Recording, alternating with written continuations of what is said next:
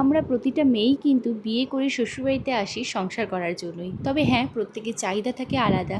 কেউ চায় তার নিজের স্বামী এবং সন্তানকে নিয়ে তাদের একটা ছোট্ট সাজানো সংসার হবে, আবার কেউ চায় সকলকে নিয়ে এক ভরা একান্নবর্তী পরিবার। তো হ্যালো এভরিওয়ান, কেমন আছো সবাই? আশা করি সকলেই খুব ভালো আছো, আর আমরাও ভীষণ ভালো আছি। তো সকালটাও যেমন আমার এই এক কাপ চায়ের সাথে শুরু হয়, ঠিক তেমনি বিকেলটাও কিন্তু আমার এই এক কাপ চা দিয়েই শুরু হয়। সকালের এক কাপ চা যেমন আমার দুপুরের পর্যন্ত সমস্ত কাজে এনার্জি যোগায়, তেমনি এই বিকেলের এক কাপ চা কিন্তু আমার সন্ধ্যে থেকে রাত্রির সমস্ত কাজে এনার্জি যোগায়। আসলে চা যে আমি ভীষণ ভালোবাসি, তাই চা খাওয়ার কিন্তু কোনো নির্দিষ্ট টাইম আমার থাকে না। তো চা খেয়ে কিন্তু এবার লেগে পড়েছি কাজে, মানে দুপুরে যে সমস্ত বাসন ছিল সেই সমস্ত বাসন এখন আমি কিন্তু মেজে নেব। আর ওই যে প্রথমেই বললাম, আমরা প্রতিটা মেয়েরাই কিন্তু শ্বশুরবাড়িতে আসি সংসার করার জন্য। তবে প্রত্যেকের চাহিদা থাকে আলাদা। কেউ চায় তার স্বামী এবং সন্তানকে নিয়ে তাদের একটা নিজস্ব ছোট্ট সুন্দর গোছানো সংসার হবে, আবার কেউ চায় সকলকে নিয়ে ভরা একান্নবর্তী পরিবার। তবে আমার কিন্তু এই ভরা একান্নবর্তী পরিবারই ভীষণ পছন্দের, কারণ আমি ছোট থেকেই এক একান্নবর্তী পরিবারেরই মেয়ে। আর আমি আমার মাকেও দেখেছি যে সকলকে একসাথে নিয়ে হাসি খুশিভাবে কীভাবে সংসারটাকে সামলেছে। আমার মা আরও একটা কথা সবসময় বলতো, এখনও বলে, যে একার সংসার কিন্তু সবাই করতে পারে, কিন্তু সংসার তো একার না। যে সংসারে শ্বশুর শাশুড়ি ননদ ভাসুর যা দেওরকে নিয়ে যে সংসার করতে পারবে সেই তো আসল সংসারী। তো এই কথাটা আমার মনে প্রাণে একদম পুরো গেঁথে বসেছে। সত্যিই তাই, কথাটা একদম বাস্তব। একার সংসারে তোমার ইচ্ছে হচ্ছে না, তোমার শরীর ভালো না, তোমার রান্না করতে ইচ্ছে হচ্ছে না, তুমি বাইরে গিয়ে খেয়ে নিতে পারবে, কিন্তু ভরা সংসারে বা একান্নবর্তী পরিবার সংসারে কিন্তু সেটা কখনোই সম্ভব না।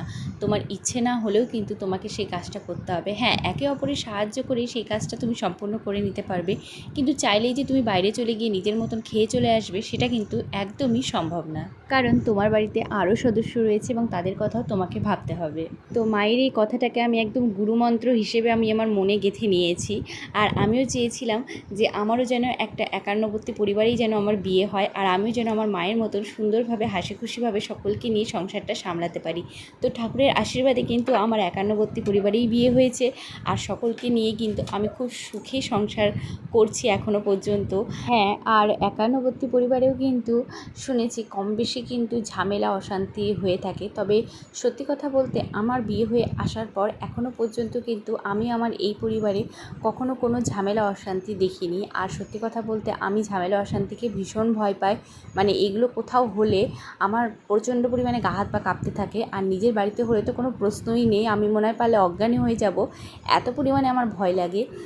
তো সেই দিক থেকে কিন্তু এই পরিবারে আমি কখনোই কোনো ঝামেলা অশান্তি দেখিনি। একদম নিশ্চিন্তে নিজের মতন করে সংসার সামলাচ্ছি, যখন পারছি করছি, যখন পারছি না একে অপরের সাহায্য নিয়ে সেই কাজটা কিন্তু দিব্যি হাসি মজাতেই হয়ে যাচ্ছে।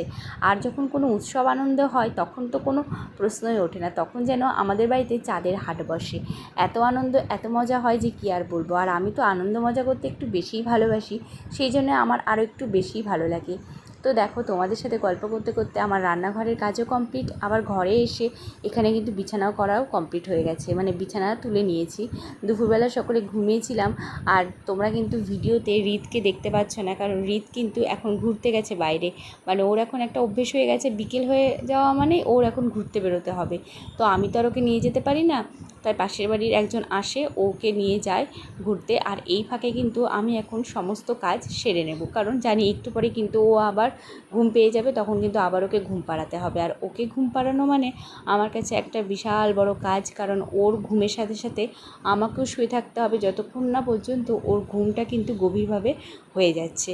তো দেখো, আমার সমস্ত কাজবাজ বিকেলের কমপ্লিট। এবার আমি হাত মুখ ধুয়ে ঘরে চলে এসেছি। আর এত পরিমাণে গরম যে কি বলবো, ঘরে আমার কুলার প্লাস একটা স্ট্যান্ড ফ্যান দুটোই চালিয়ে দেওয়া হয়, তাও যেন গরম কমে না, এত পরিমাণেই গরম। আসলে কন্টিনিউ রোদের আলো ছাদের ওপর পড়াতে কিন্তু এই ঘরগুলো এই এত পরিমাণে গরম হয়ে থাকে। আর আজ তোমাদের সাথে শেয়ার করতে চলেছি, এই যে দেখতেই পেলে প্রথমে আমি আমার চুলের অবস্থা তোমাদেরকে দেখালাম, আর এখন এই চুলটা আঁচড়ানোর পর আমি তোমাদেরকে দেখাচ্ছি কি পরিমাণে আমার চুল উঠছে। আমি শুনেছি বাচ্চা যত হাসে মায়ের চুল তত নাকি ওঠে। এখন দেখছি এই কথাটা সত্যি সত্যি আমার সাথে মিলে গেছে, কারণ রিত এখন প্রচুর পরিমাণে হাসতে শিখেছে আর আমার চুল কিন্তু আগের তুলনায় এখন প্রচুর পরিমাণে উঠতেও শুরু করেছে। তো দেখো এই যে রিত এখানে চলে এসেছে ঘুরে, আর ওকে এখন ঘুম পাড়িয়ে দেবো।